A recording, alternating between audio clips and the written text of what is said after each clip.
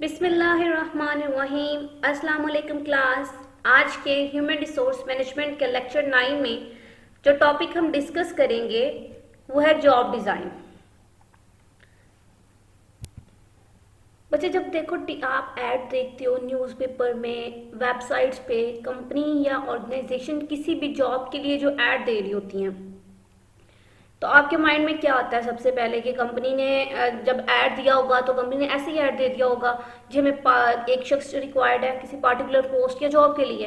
Company ने research नहीं की होगी, कंपनी ने काम परफॉर्म नहीं किया होगा बैकएंड पे कि हमें जो शख्स रिक्वायर्ड है किसी भी पार्टिकुलर पोस्ट के लिए, वो शख्स उस जॉब के लिए क्या ड्यूटीज परफॉर्म करेगा जब उसको हम हायर कर लेंगे, या अगर जिस शख्स को हम हायर करना चाह रहे हैं उसमें क्या क्वालिफिकेशन होनी चाहिए।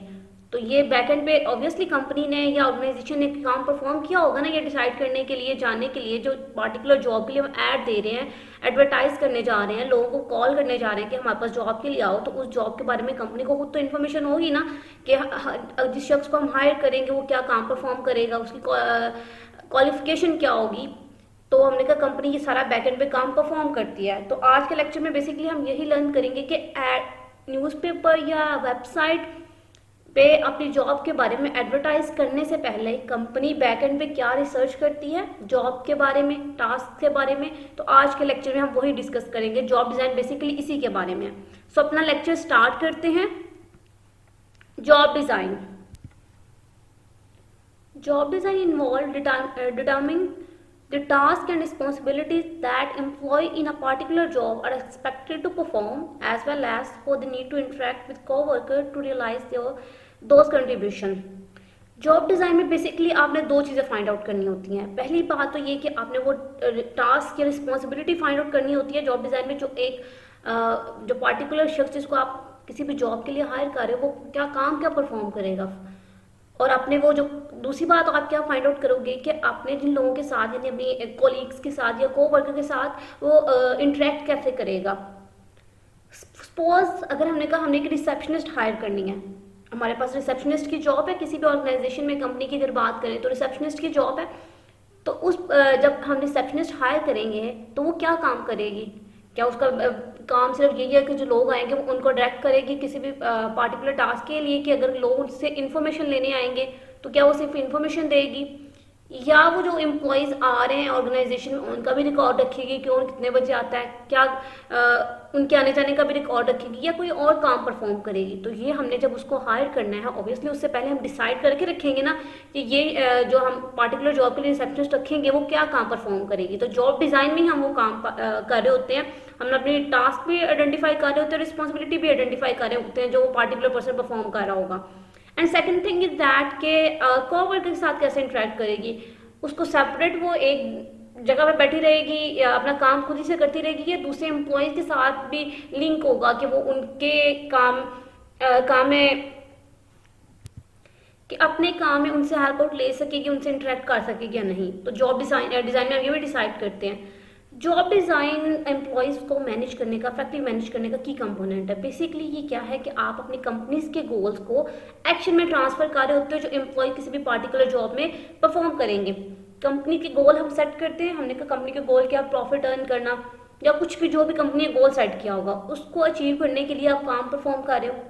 जॉब इसीलिए जो भी काम करोगे, एक्शन परफॉर्म करोगे, तो एक्शन किससे अलाइन कर रहे होगे। हमने कहा हमारे जो एक्शन होते हैं हमें सपोर्ट करते हैं, जो काम हम परफॉर्म कर रहे होते हैं हमें हेल्प करते हैं कि हम अपना गोल को अचीव कर सकें। तो गोल को अचीव करने के लिए जो जॉब डिज़ाइन करें, जो वर्क काम करेंगे या एक्शंस करेंगे, तो बेसिकली जॉब डिज़ाइन उसमें हेल्प आउट कर रहा होता है कि आपके गोल्स को देखते हुए आप अपने टास्क बनाते हो या एक्शंस बनाते हो जो आपको उस गोल में हेल्प आउट कर, गोल को अचीव करने में हेल्प आउट करेंगे। तो इसलिए जॉब डिज़ाइन एक की कंपोनेंट है क्योंकि ये आपके गोल्स को एक्शन में ट्रांसफर कर रहा होता है। जब भी जॉब डिज़ाइन को इफेक्टिवली मैनेज किया जाता है, यानी एम्प्लॉयज़ को पता होता है उन्होंने काम क्या करना है, टास्क क्या परफॉर्म करना है, रिस्पॉन्सिबिलिटीज़ क्या करनी है, तो उनकी कंट्रीब्यूशन भी बहुत ज़्यादा हो जाती है, उनकी परफॉर्मेंस इंक्रीज कर जाती है। अगर किसी शख्स को या आपने पार्टिकुलर पर्सन हायर कर लिया जॉब के लिए, लेकिन आपने उसको बताया ही नहीं है कि वो काम क्या परफॉर्म करेगा, तो कंपनी में परफॉर्मेंस में तो वो कंट्रीब्यूट नहीं कर रहा होगा ना, वो शायद ऐसा काम परफॉर्म कर रहा हो जो कंपनी की कंपेटिटिव एडवांटेज अटेन करने में हेल्प आउट ही ना करे। तो जॉब डिज़ाइन से बेसिकली आप एम्प्लॉयज़ के टास्क वगैरह उनको क्लियर वे में बता देते हैं वो क्या काम परफॉर्म करेगा और एम्प्लॉयज़ के साथ कैसे इंटरेक्ट करेगा। इस डायग्राम से जो मैंने अभी आपको बताया था कंपनी के गोल को हमने एक्शन में कन्वर्ट करना है, तो ये डायग्राम हेल्प आउट करती है कि कंपनी के गोल्स जो होते हैं उनको अचीव करने के लिए आप यानी उनको अचीव करने के लिए टास्क परफॉर्म करोगे, एक्शंस परफॉर्म करोगे, तो वो एक्शन या टास्क जो होंगे वो किस तरह से डिटर्मन किए जाएंगे, वो जॉब डिज़ाइन से डिटर्मन किए जाएंगे। यानी कंपनी के गोल्स को हम जॉब डिज़ाइन में कन्वर्ट करते हैं यानी एक्शन में कन्वर्ट करते हैं। जॉब डिज़ाइन पे हम एनालिसिस परफॉर्म करते हैं। जॉब एनालिसिस, इसमें बेसिकली जॉब एनालिसिस में हम कॉम्पिटेंसीज डिसाइड करते हैं कि जिस शख्स को हम हायर करेंगे उसकी क्वालिफिकेशन क्या होगी, उसमें स्किल्स क्या होनी चाहिए, एबिलिटीज़ क्या होनी चाहिए। जो पार्टिकल जॉब जो हमने जॉब डिज़ाइन में हमने डिसाइड कर ली थी ना कि क्या काम परफॉर्म करेगा, उस काम को परफॉर्म करने के लिए जो शख्स होगा उसकी क्वालिफिकेशन क्या होगी, उसकी स्किल्स क्या होंगी, उसकी एबिलिटीज़ क्या होंगी, वो हम जॉब एनालिसिस में डिसाइड करते हैं। जॉब एनालिसिस के थ्रू हमें दो आउटकम्स मिलते हैं, एक जॉब स्पेसिफिकेशन होता है, एक जॉब डिस्क्रिप्शन होता है। जॉब डिस्क्रिप्शन जिसे जेडी भी कहते हैं, इसमें बेसिकली हम अपने जॉब की जो भी टास्क होते हैं उनको रिटर्न वे में लिख लेते हैं, रिटर्न फॉर्मेट में लिख लेते हैं। और जॉब स्पेसिफिकेशन में हम बता देते हैं कि एम्प्लॉय में क्या स्किल्स या क्वालिफिकेशन होनी चाहिए। Ultimate goal of job design is to enhance the company performance. Basically job design में हम क्या कर रहे होते हैं, अपने गोल्स को एक्शन में कन्वर्ट कर रहे होते हैं। तो जॉब डिज़ाइन जितना इफेक्टिवली आप जॉब को डिज़ाइन करोगे उतनी आपकी परफॉर्मेंस क्या होगी, कंपनी की इंक्रीज करेगी ना। जितने टास्क स्पेसिफिक होंगे, रेलिवेंट होंगे, एम्प्लॉयज़ को फोकस करने में आसानी होगी और वो काम ज़्यादा बेटरली परफॉर्म कर पाएगा। जॉब डिज़ाइन से रिलेटेड दो पर्सपेक्टिव है। पहली बात तो ये कि मैनेजर को अंडरस्टैंड करना चाहिए कि what task and responsibility need to be perform in each job to maximize the company success. हर जॉब यूनिक होती है, डिफरेंट वे में वैल्यू ऐड करी होती है, कंपनी के परफॉर्मेंस में वैल्यू ऐड करी होती है बेसिकली। तो ये अंडरस्टैंड करना कि अगर स्पेसिफिक टास्क परफॉर्म किए जाएंगे तो कंपनी की परफॉर्मेंस पे कैसा इम्पैक्ट आएगा, ये क्या वैल्यू ऐड करी होगी, ये अंडरस्टैंड करना मैनेजर के लिए इंपॉर्टेंट होता है। फॉर एग्जाम्पल हमने कहा कुछ कंपनीज में ऑपरेशंस के फंक्शन परफॉर्म हो रहे हैं, प्रोडक्शन के फंक्शन परफॉर्म हो रहे होते हैं। कुछ जॉब्स जो होती हैं वो अगर आपकी इनोवेशन से रिलेटेड होती हैं, कुछ जॉब्स कस्टमर सर्विस से रिलेटेड होती हैं किसी एक कंपनी में। तो ये डिफरेंट फंक्शंस एरियाज होते हैं जो किसी भी कंपनी पर परफॉर्म हो रहे होते हैं। तो मैनेजर को ये अंडरस्टैंड करना चाहिए कि हर फंक्शनल एरिया में पार्टिकुलरली एक पर्सन क्या काम परफॉर्म करेगा, वो मैनेजर को अंडरस्टैंड करना चाहिए। And second thing is that manager must make decision about how employee will perform their jobs. These decisions shape the nature and extent of employee contribution toward company objective. That mean कि कोई particular task में जो employee है वो काम कैसे perform करेगा, manager को ये भी डिसाइड करना है। जैसे हमने कहा एक काम को डिफरेंट तरीकों से परफॉर्म किया जा सकता है। अगर हम मैन्युफैक्चरिंग कंपनी की एग्जांपल लें, कुछ लोग असेंबली लाइन पे काम करते हैं। असेंबली लाइन पे काम करने का ये मतलब है कि वो अपना ही काम करते रहते हैं, जो उनको टास्क दिया वो दूसरे एम्प्लॉयज़ के साथ इंटरेक्ट नहीं करते, उन्हें अपना सेपरेट काम है, उन्होंने खुद ही करना है। जैसे अगर हम इसमें फैब्रिक इंडस्ट्री या रेडीमेड जो क्लॉथ्स बनाते हैं उनकी एग्जांपल लें, तो हमने कहा कि अगर फैक्ट्रीज में जाए तो लोग कुछ लोग क्या होंगे, कटिंग का काम कर रहे होंगे, कुछ स्टिच कर रहे होंगे, कुछ बटन लगा रहे होंगे, कुछ पैक कर रहे होंगे। तो वो सिर्फ अपना ही काम परफॉर्म कर रहे होते हैं, वो दूसरे एम्प्लॉयज़ के साथ नहीं इंटरेक्ट कर रहे होते। अनलेस का कोई प्रॉब्लम अराइज हो जाए तो फिर वो इंटरेक्ट करते हैं। लेकिन कुछ मैन्युफैक्चरिंग कंपनी ऐसी होती है जहाँ पर टीम बना दी जाती है, लोग आपस में मिलकर कोऑर्डिनेशन के साथ काम कर रहे होते हैं। तो मैनेजर को ये भी डिसाइड करना है कि जो एम्प्लॉयज़ को वो हायर कर रहा है वो काम कैसे परफॉर्म करेंगे। अदर असेंबली लाइन पे काम कर रहे होंगे यानी अपना अपना काम परफॉर्म कर रहे होंगे, या वो एक दूसरे से इंटरेक्ट करके टीम बना के काम कर रहे होंगे। तो ये भी डिसाइड करना जॉब डिज़ाइन में ज़रूरी होता है।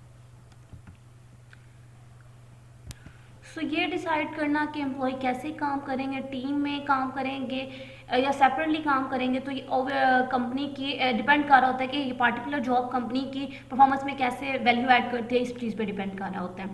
अपनी जॉब को कैसे डिज़ाइन किया जा सकता है, इसके लिए दो अप्रोचेज यूज़ करते हैं एम्प्लॉय कंपनीज जो अपने एम्प्लॉयज़ की जॉब को डिज़ाइन करने के लिए दो अप्रोचेज यूज़ करती हैं। Number one is efficiency approach and the second one is motivational approach. First of all, efficiency approach. जब इंडस्ट्रियल रेवोल्यूशन आया था in the late 18th century में, 18th सेंचुरी में, तो बहुत ज़्यादा कंपनीज ने टेक्नोलॉजी का फ़ायदा उठाने के लिए, स्पेशली मैन्युफैक्चरिंग कंपनी ने, उन्होंने बहुत से लोगों को हायर कर लिया। इसका फ़ायदा तो हुआ, लेकिन इसका नुकसान क्या हुआ, डिफ़िकल्टी इसमें क्या है कि कोऑर्डिनेशन का मसला हो गया, स्टाफ, इतने ज़्यादा स्टाफ को हैंडल करने में प्रॉब्लम हो गई, और एम्प्लॉयज़ को ट्रेन करने में सबसे ज़्यादा मसला पेश आया। तो तब 19th सेंचुरी में साइंटिफिक मैनेजमेंट का कॉन्सेप्ट इंट्रोड्यूस कराया गया था फ्रेडरिक ने। 1911 में ये एक डोमिनेटिंग पर्सपेक्टिव बन गया था कि इसमें बेसिकली आप क्या करते थे, आप ये बताते थे काम को कैसे स्ट्रक्चर किया जाए कि वर्कर की एफिशिएंसी को इंक्रीज किया जा सके। बेसिकली ये एफिशिएंसी अप्रोच है कि आप कम वक्त में कम वेस्टेज के साथ ज़्यादा चीज़ें प्रोड्यूस किया जा सके।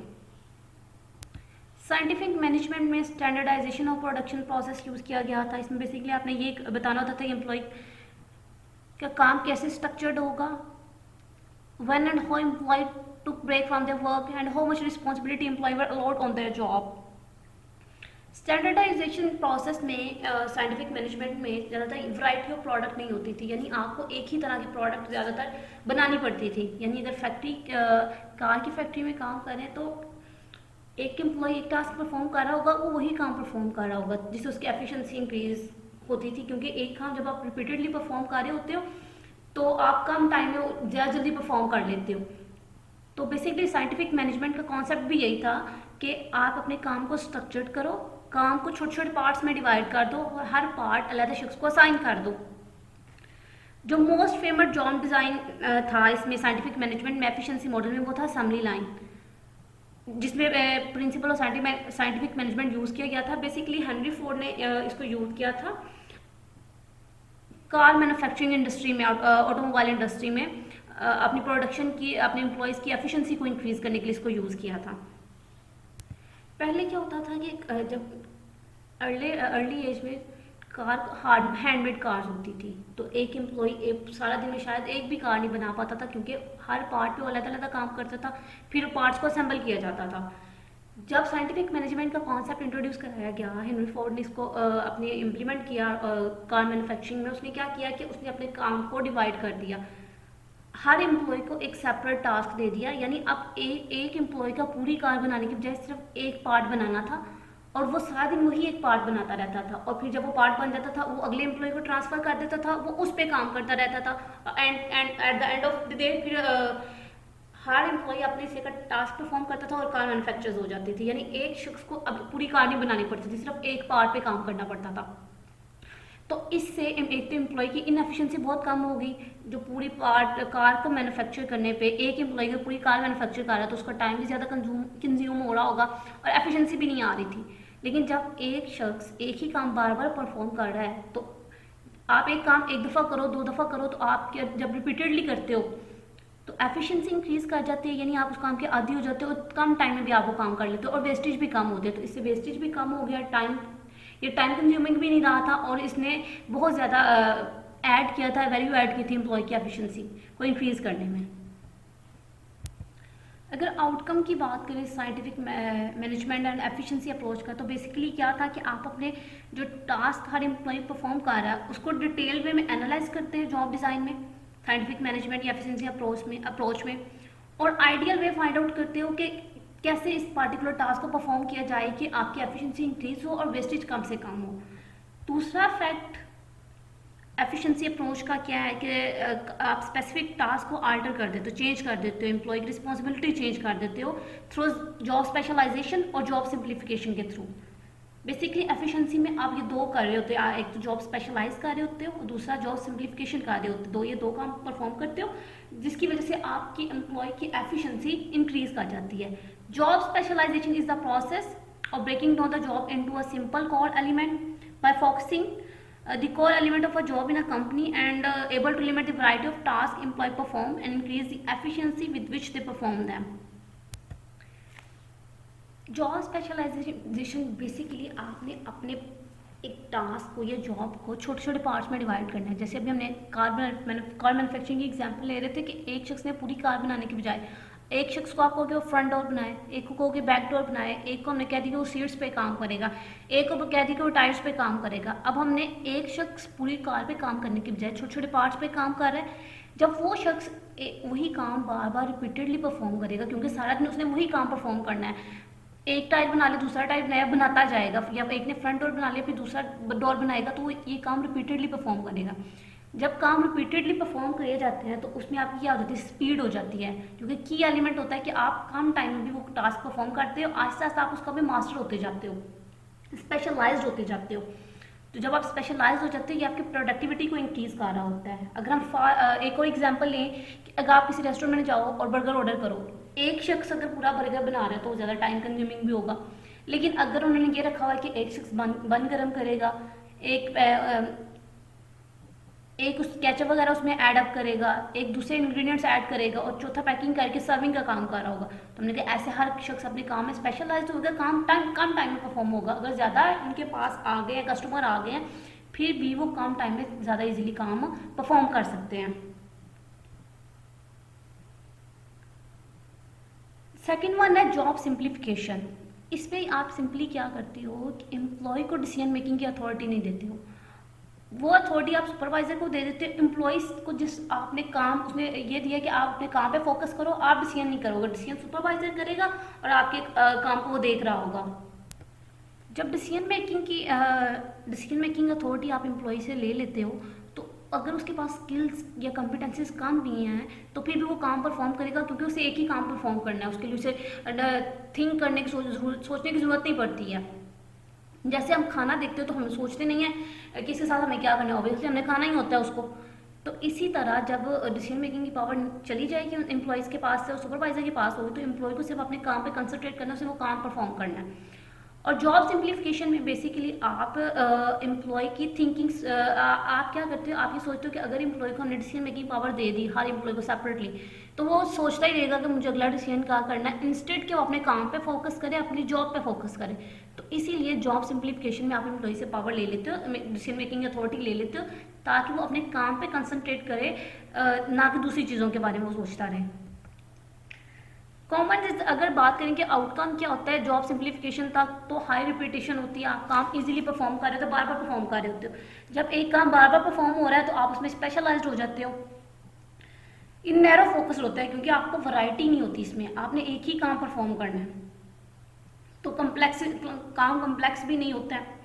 लेकिन इसमें इसका क्या डिसएडवांटेज क्या होता है कि जब आप एक ही काम बार बार परफॉर्म कर रहे होते हो तो आप बोर्डम का शिकार हो जाते हो, बोर हो जाते हो, यार एक ही काम रोज ही परफॉर्म कर रहे हैं, कोई नया काम नहीं मिलता आपको करने के लिए, क्योंकि आपको वही टास्क परफॉर्म करना है। तो हम कहते हैं कि इसमें इसका अगर डिसएडवांटेज की बात करें एफिशिएंसी अप्रोच की, इसमें आप फटीग का शिकार हो जाते हो, जॉब सेटिस्फेक्शन कम हो जाती है, जिसकी वजह से एम्प्लॉय जॉब को छोड़ के जाने लग जाता है, टर्नओवर इंक्रीज कर जाता है कि आप जॉब को छोड़ने लग जाते हो, क्योंकि आप एक ही काम करके उकताहट का शिकार हो जाते हो।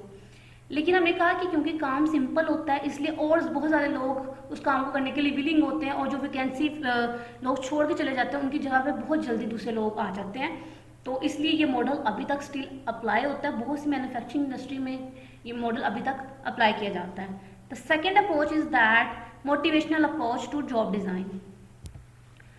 Motivational approach to job design maximize an employee drive to work at as hard as possible। Basically motivational approach जो थी वो एम्प्लॉय को मोटिवेट करने के लिए, यानी ऐसे टास्क देना एम्प्लॉय को कि वो मोटिवेट हो और काम करे और उसकी परफॉर्मेंस इंक्रीज करे।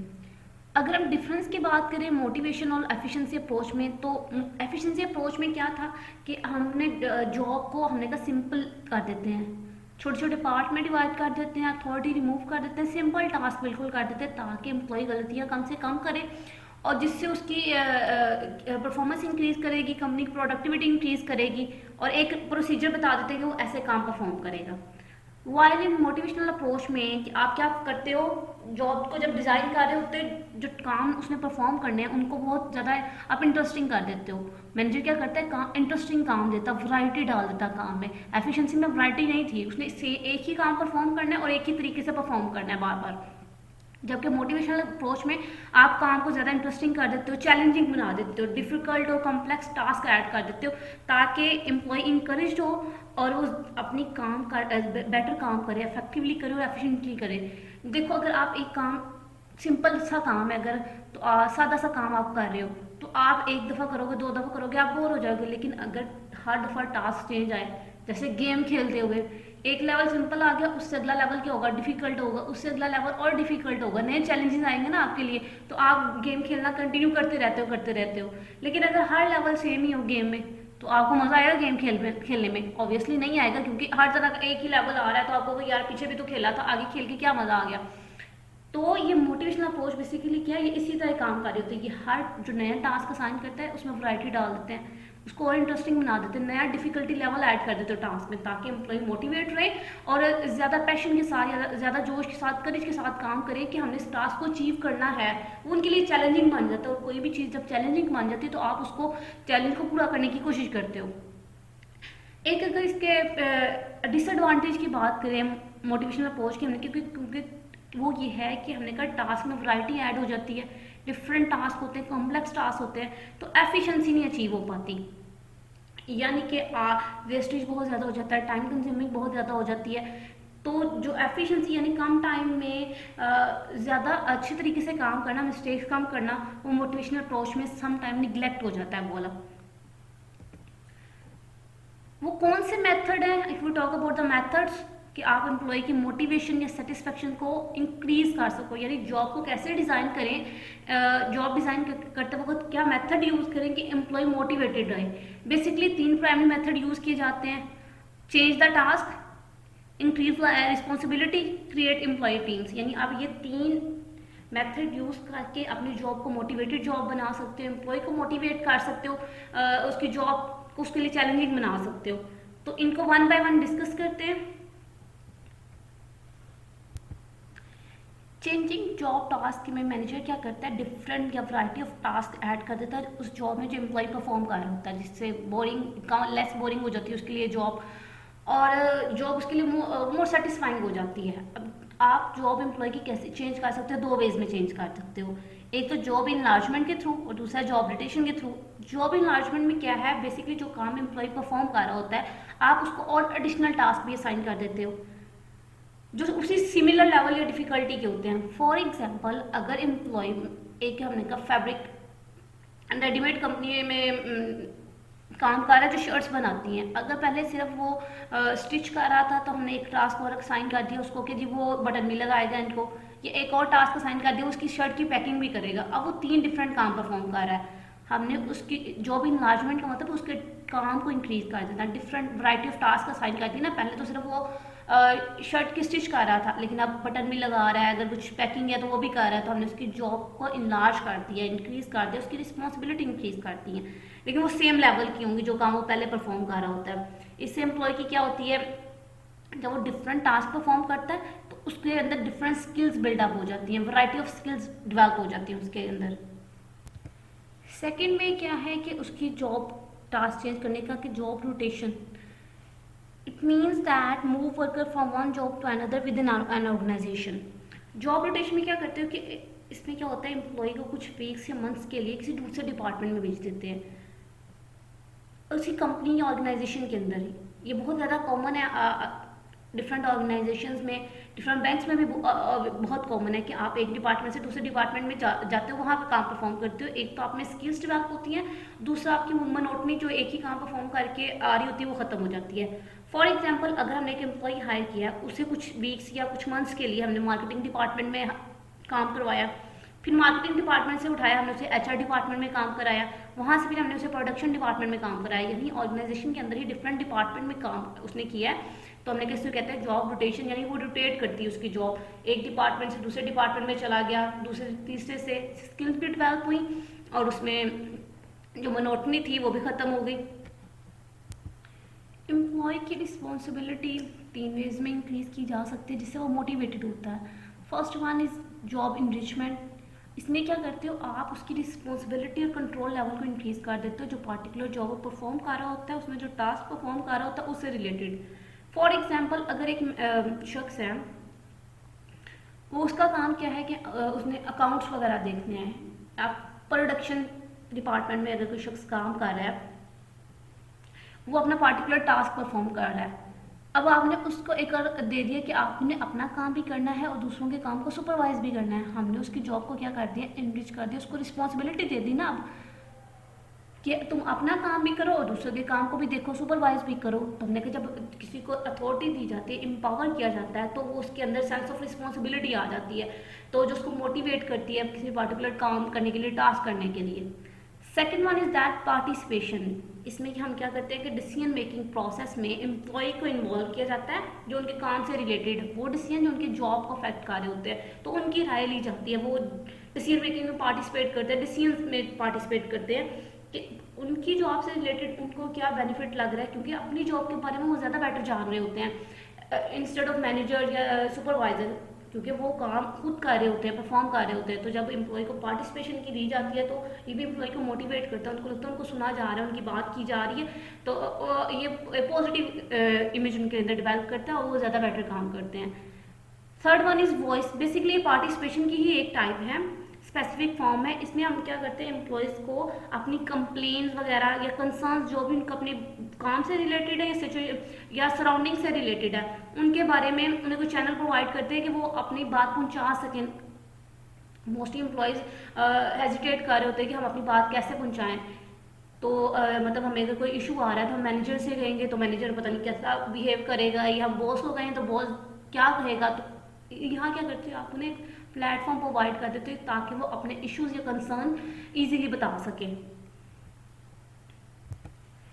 Third one is employee teams. यहाँ पे क्या करते हैं, इंडिविजुअल डिफरेंट लोगों को लेके उनका एक ग्रुप बना दिया जो किसी पार्टिकुलर कॉमन गोल के लिए काम कर रहे होते हैं, और जो भी आउटकम्स होते हैं वो सारे उनके लिए रिस्पॉन्सिबल होते हैं। जो भी नतीजा आएगा वो उसके लिए रिस्पॉन्सिबल होंगे। टीम्स की अगर टाइप्स की बात करें तो 3 टाइप्स की टीम्स होती हैं, work team, parallel team, project team. Work team are typically well defined होती हैं, स्टेबल होती हैं, फुल टाइम मेंबर्स होते हैं किसी भी पार्टिकुलर प्रोडक्ट को बनाने के लिए या सर्विस को बनाने के लिए काम कर रहे होते हैं, किसी की सुपरविजन के अंदर, सुपरवाइजर के अंदर, डायरेक्शन के अकॉर्डिंगली काम कर रहे होते हैं। पैरेलल टीम क्या होती है, बेसिकली कंपनी के अंदर अगर कोई प्रॉब्लम अराइज हो गई या कोई इशू आ गया, उसको सॉल्व करने के लिए कंपनी के डिफरेंट डिपार्टमेंट से लोगों को इकट्ठा करना ताकि उस पार्टिकुलर टास्क को, इशू को हैंडल किया जा सके। यहाँ पे जो मेंबर्स इकट्ठे होते हैं वो अपना डिपार्टमेंट ने अपना काम भी परफॉर्म कर रहे होते हैं और जो पार्टिकुलर इशू अराइज हुआ है उसको सॉल्व करने के लिए भी काम कर रहे होते हैं। Third one is project team. Basically project team जो होती हैं लिमिटेड टाइम पीरियड के लिए बनाई जाती हैं किसी भी प्रोजेक्ट लीडर के अंडर। अगर कोई भी प्रोजेक्ट करना है, क्योंकि प्रोजेक्ट क्या है, किसी भी पार्टिकुलर टाइम पीरियड के अंदर आपने कोई टास्क परफॉर्म करना है, तो उसके लिए आपने टीम बना दी कि जब ये टास्क पूरा हो जाएगा तो टीम खत्म हो जाएगी, बाकी लोग अपने अपने काम पे चले जाएंगे, उसे प्रोजेक्ट टीम कहते हैं। जैसे फॉर एग्जांपल हमने नई प्रोडक्ट बनानी है तो उसका डिज़ाइन कैसा होगा, हमने एक टीम बना दी, उनका लीडर असाइन कर दिया, जी आपने प्रोडक्ट का डिज़ाइन बनाना है। जब प्रोडक्ट का डिज़ाइन बन जाएगा तो वो जो मेंबर होंगे वो डिस्बैंड हो जाएंगे अब अपना पार्टिकुलर टास्क या काम पूरा करने के बाद। ये limited project team limited time period के लिए बनाई जाती हैं। अब क्वेश्चन ये राइज होता है कि जॉब को डिज़ाइन करने के लिए कौन सी अप्रोच बेटर है। आइदर हमें एफिशिएंसी अप्रोच यूज़ करनी चाहिए या हमें मोटिवेशनल अप्रोच यूज़ करनी चाहिए। दोनों के अपने बेनिफिट्स भी और डिसएडवांटेज भी हैं। एफिशिएंसी अप्रोच में हमने कहा था कि आप स्पेशलाइज हो जाते हो अपने काम में, एफिशिएंसी आ जाती है, मिस्टेक काम करते हो, लेकिन वो बोर्डम क्रिएट कर देते, लोग उकता जाते हैं कि काम बार बार करते रहने से, वो उसका डिसएडवांटेज था। एफिशिएंसी में लोग उकताते तो नहीं है क्योंकि उनकी वैरायटी ऑफ टास्क परफॉर्म करते हैं, मोटिवेट होते हैं वो, लेकिन एफिशिएंसी अचीव नहीं हो पाती, यानी लोग अपने काम में स्पेशलाइज नहीं हो पाते हैं और भी मिस्टेक्स भी ज़्यादा होती हैं। तो मैनेजर को कौन सी अप्रोच यूज़ करें, तो हमने कहा हर दोनों अप्रोचेज़ के अपने बेनिफिट भी हैं, एडवांटेज भी हैं। तो मैनेजर को चाहिए कि वो बैलेंस करे दोनों अप्रोचेज़ के दरमियान, एक बैलेंस क्रिएट करे एफिशिएंसी अप्रोच के दरमियान भी और मोटिवेशनल अप्रोच के दरमियान भी, मिड पॉइंट फाइंड आउट करने की कोशिश करे और वहाँ पे इम्प्लीमेंट किया जा सके। स्टूडेंट, ये था आज का लेक्चर। उम्मीद है कि आपको समझ आई होगी।